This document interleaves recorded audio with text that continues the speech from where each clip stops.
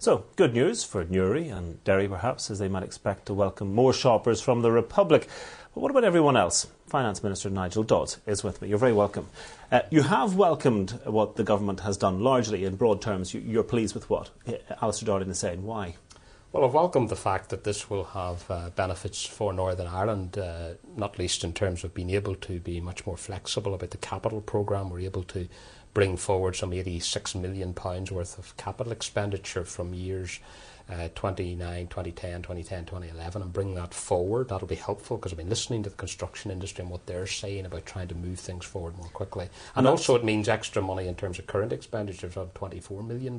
So there's direct benefits to the Northern Ireland executive budgets, as well as, of course, the individual benefits in terms of tax and VAT and for small companies. So there are benefits here for Northern Ireland. Just on the capital spend then, we're talking about sort of public projects, roads, what specifically here? Yeah, I mean, under the investment strategy, under capital programme, we're talking about infrastructure projects, whether that be roads, hospitals, schools, whatever, the Public Records Office, for instance, which Gregory Campbell and I were down at yesterday, which is moving ahead. That kind of project, because we are investing a considerable amount this year, next year and the year after in terms of public work. But if we can do more in terms of rolling that out, then let's do it to the maximum possible extent. And this measure that was announced yesterday in the pre-budget report gives me more flexibility to look at ways in which we can do that along with executive colleagues. How would you address concerns from, say, the business community that this executive is maybe just sitting on its hands a bit and wishing that the difficult decisions could be deferred? Take water charging, a lot of money there being spent effectively to keep deferring that charge. Now,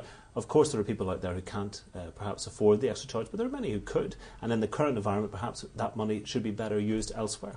Well, water is an issue that has to be dealt with. I think, just to be clear, in terms of the package that we got last week from the Prime Minister, or the week before that, in terms of the water issue, that was simply making sure that pressures that would otherwise have come onto the executive because the classification of water companies don't come onto the executive. That doesn't therefore mean that we're having to spend extra money. It means we're just not going to have money taken out of the system. But that is an issue that we're going to have to consider very, very carefully. We're aware of all the difficult issues in and around water. The fundamental principle is this, that we have made it absolutely clear that we pay for water currently and therefore there should be no double charging for water. And in the proposals that have come forward, that has been a principle that has been enshrined, and we have to now look at ways in which that matter can be dealt with moving forward. But we've got it deferred this year, it will be deferred next year. And I think in terms of the expenditure and investment that has to go in there, of course that has to go in there. It's how we do that, it's the key issue. In terms of the Chancellor's package, when you look at some of the Fleet Street coverage, they're saying this is a defining moment at Westminster. Now you've got Labour saying, yes, let's engage in major public spending, let's borrow to get us out of this recession, and ultimately let's tax the rich. But we've got the Tories saying, no, you should be cutting back on public spending, cutting your cloth, as it were, to fit your resources. I mean, where on that scale now do you sit? Well, I mean, obviously we're a devolved administration, so we're limited in terms of the fiscal and monetary responses that we can make.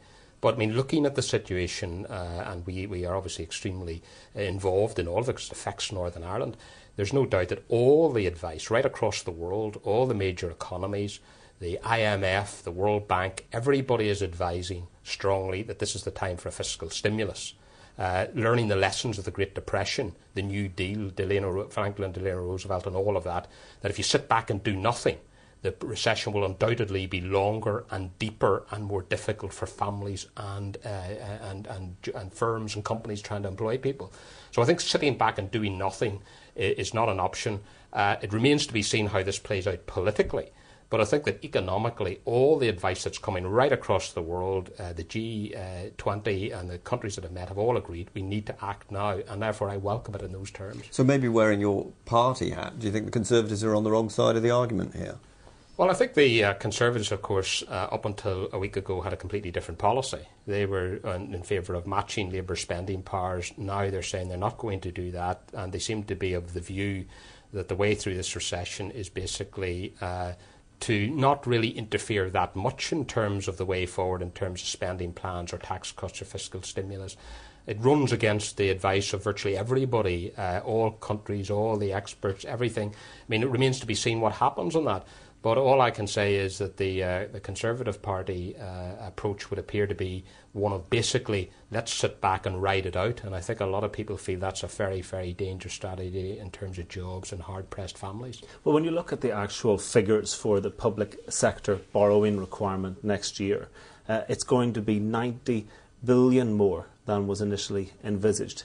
These are staggering figures, and surely this can't be good news for Northern Ireland, which effectively each year has to go to the Chancellor and say, can we have our subvention, please? Because he's going to look much less favourably on every demand that you may have for extra resources and money. Look, all of this is a very, very difficult problem. The severe economic downturn, the recession that we're now facing across the world, arising out of the financial problems that we're facing, leads to terrible problems, whatever way you look at it. Because the alternative to doing the borrowing, which it leads to problems, you're right to identify, this has got to be addressed in future years, but the alternative to that is to then say, well, we don't take any measures to try to stimulate the economy now, we don't go on with our spending plans, or we cut back on those spending plans, and everybody's telling us that that's exactly the wrong thing to do, that you've got to try to stimulate the economy. So whatever you do, there are problems attached because of the nature of this downturn.